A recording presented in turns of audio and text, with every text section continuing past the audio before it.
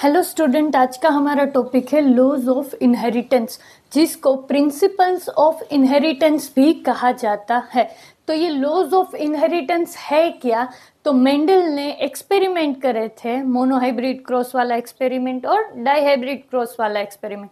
तो मेंडल ने ये जो एक्सपेरिमेंट करे थे उसके ऊपर से उसने ऑब्जर्वेशंस जो निकाले थे उसको उसने जनरल रूल्स बोल दिए थे।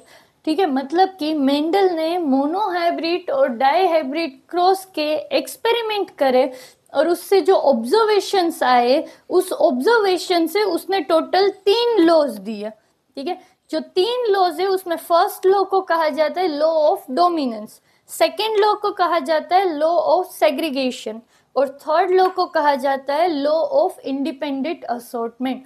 तो ये 3 लॉ है क्या? मेंडल ने एक्सपेरिमेंट करे, उससे जो उसने ऑब्जर्व करा उसके ऊपर से उसने ये 3 लॉज दिए हैं। उसमें से फर्स्ट लॉ और जो सेकेंड लॉ है, ये फर्स्ट और सेकेंड लॉ वो मोनोहाइब्रिड क्रॉस का जो एक्सपेरिमेंट हुआ था उनके ऑब्जर्वेशन के ऊपर से दिए गए हैं, जबकि ये थर्ड लॉ है वो उसने जो डाईहाइब्रिड क्रॉस वाला एक्सपेरिमेंट करा था उसके ऑब्जर्वेशन से दिया गया है। ओके, फर्स्ट देखते हैं law of dominance. Law of dominance को मैंने पूरे को पॉइंट्स में डिवाइड कर दिया है। ये पॉइंट्स को समझने के लिए पहले ये कॉन्सेप्ट समझना पड़ेगा। फॉर एग्जांपल, ये क्रोमोसोम है। अब ये जो क्रोमोसोम है उसके अंदर जीन्स होते हैं।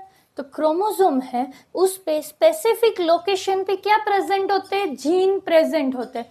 अब ये जीन क्या है, देखो एग्जाम्पल से समझ आएगा। ये हाइट का जीन है कि प्लांट की हाइट कितनी बनेगी, उसका ये जीन है। एक स्पेसिफिक लोकेशन पे ये जीन प्रेजेंट है क्रोमोसोम पे। ये दूसरा जीन है, ये जीन है वो किसका है? सीड का शेप कैसा होगा उसका जीन है। एग्जाम्पल लेते हैं तीसरा, ये जो है वो सीड का कलर कौन सा होगा उसका जीन है। तो ऐसे स्पेसिफिक लोकेशन पे स्पेसिफिक जीन प्रेजेंट होता है जो सब डिसाइड करता है। अब ये जो जीन है वो पेयर में होते हैं, मतलब जीन जो है उसके 2 अलील्स प्रेजेंट होते हैं, 2 ऑप्शंस प्रेजेंट होते हैं। एग्जाम्पल से समझते हैं, ये जीन किसका था? प्लांट की हाइट का जीन था। ये हम पूरा प्लांट से समझ रहे। ये जीन किसका है? प्लांट की हाइट का जीन है। तो यहाँ पे कितने ऑप्शन है? 2 ऑप्शन है, मतलब कितने अलील है? 2 अलील है। मोस्टली पर जीन 2 ऑप्शन रहते हैं, 2 अलील रहते हैं। तो ये हाइट के जीन के यहाँ पे कितने अलील से? 2। हो सकता है ये प्लांट टूल बने, उसका अलील है। ये जो है ये प्लांट की हाइट शॉर्ट हो, उसका ऑप्शन है। मतलब यहाँ पे ये एक प्लांट का क्रोमोसोम है, उसके अंदर हम हाइट का जीन स्टडी कर रहे हैं और हाइट के जीन के 2 ऑप्शन है, 2 एलील्स प्रेजेंट है इस प्लांट में, एक टॉल वाला और एक शॉर्ट हो प्लांट। ऐसा भी हो सकता है। ये चलो दूसरा प्लांट ले लेते हैं। इस प्लांट के अंदर भी हाइट का जीन यहाँ पे ही प्रेजेंट होगा स्पेसिफिक लोकेशन पे। तो यहाँ पे ये जो हाइट का जीन है उसके भी 2 अलील रहेंगे। अब यहाँ पे हो सकता है दोनों ऑप्शन क्या है कि प्लांट टॉल ही हो, ऐसे ऑप्शन है। तो यहाँ पे समझो ये प्लांट में तो कोई दिक्कत है, ये प्लांट में तो कोई दिक्कत नहीं आने वाली। प्लांट कैसा होने वाला है? टॉल ही होने वाला है। क्यों?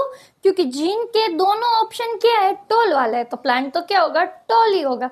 अब मैं बोल रही हूँ ये प्लांट के अंदर तो 2 अलग अलग ऑप्शन है, प्लांट टॉल भी हो सकता है, प्लांट शॉर्ट भी हो सकता है। अब मैं बोल रही हूँ कि ये प्लांट है वो टॉल हुआ, इसका मतलब है ये वाला अलील एक्सप्रेस हुआ। तो जो अलील एक्सप्रेस हुआ, जो दिखा, उसको डोमिनेंट कहा जाता है और जो एक्सप्रेस नहीं हुआ उसको रेसेसिव कहा जाता है। अब ये पूरे पॉइंट समझते हैं, अब बिल्कुल अच्छे से समझ आ जाएंगे। देखो, characters are controlled by different units called factor. देखो ये हाइट का जीन है तो ये हाइट को कंट्रोल करेगा और जीन को ही मेंडल क्या बोलता था? फैक्टर बोलता था। हम जिसको अभी जीन बोलते हैं मेंडल ने उसको क्या नाम दिया था? फैक्टर। तो ये जीन का ये जो है ये हाइट का फैक्टर है। तो ऐसे अलग अलग कैरेक्टर है, ये हाइट का कैरेक्टर, ये सीड का शेप कैसा होगा, तो अलग अलग कैरेक्टर अलग अलग यूनिट्स कंट्रोल करते हैं। ये यूनिट अलग कैरेक्टर कंट्रोल करता है, ये यूनिट अलग कैरेक्टर को कंट्रोल कर रहा है। नेक्स्ट, फैक्टर्स अकर इन पेयर्स। फैक्टर किस में होते हैं? पेयर में होते हैं। देखो दो ऑप्शंस रहते हैं। नेक्स्ट, पेयर में भी होमोजाइगस और हेट्रोजाइगस। पेयर या तो होमोजाइगस हो सकती है या तो हेट्रोजाइगस हो सकती है। होमोजाइगस माने दोनों अलील कैसे? सेम। तो ये किसका एग्जांपल हो गया? होमोजाइगस का। ये किसका एग्जांपल है? हेट्रोजाइगस का। क्यों? क्योंकि यहाँ पे टॉल और शॉर्ट दोनों के ऑप्शंस प्रेजेंट है, इसलिए ये क्या हो गया? हेट्रोजाइगस हो गया। होमोजाइगस में कोई दिक्कत नहीं है, टॉल ही होने वाला है क्योंकि दोनों ऑप्शन सेम ही है। बट हेट्रोजाइगस जो पेयर होती है उसमें एक डोमिनेंट रहता है, एक रेसेसिव रहता है। जो एक्सप्रेस हुआ वो कैरेक्टर डोमिनेंट और जो एक्सप्रेस नहीं हुआ वो रेसेसिव। तो ये जो है ये हेट्रोजाइगस है।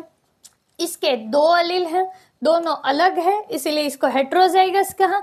अब दोनों में से कोई एक ही एक्सप्रेस हो रहा है, फॉर एग्जांपल टॉल एक्सप्रेस हो रहा है तो ये वाला डोमिनेंट हो गया और ये एक्सप्रेस नहीं हो पाया तो ये रेसेसिव। अगर मैंने देखा कि प्लांट टॉल दिख रहा है तो समझ जाने का कि ये वाला एक्सप्रेस हुआ है तो ये एक्सप्रेस हुआ तो ये डोमिनेंट है। अब फॉर एग्जांपल ये दोनों अलग अलग प्लांट है, उसका मैंने क्रॉस करवाया तो इसका ऑफस्प्रिंग बनेगा, बच्चा बनेगा। तो देखो ये इसका बच्चा बना, उसका क्रोमोसोम है, तो इसके क्रोमोसोम में रेंडमली, ऐसा जरूरी नहीं है ये डोमिनेंट है तो यही वाला बच्चे में पास होगा, ऐसा नहीं होता है। जितने इसके चांसेस है इक्वल चांस इसको मिलेंगे, ठीक है। तो इन दोनों में से रेंडमली कोई भी पास हो सकता है बच्चे में। तो ऐसा जरूरी नहीं है कि ऑफस्प्रिंग में हमेशा डोमिनेंट ही ट्रांसमिट हो, रेसेसिव भी ट्रांसमिट हो सकता है। तो लॉ ऑफ डोमिनेंस को अगर हम पॉइंट्स में बना दे तो इसमें पॉइंट्स क्या हैं? अलग अलग कैरेक्टर्स को कंट्रोल करने के लिए डिफरेंट यूनिट्स है जिसको हम जीन्स बोलते हैं, वही क्या है?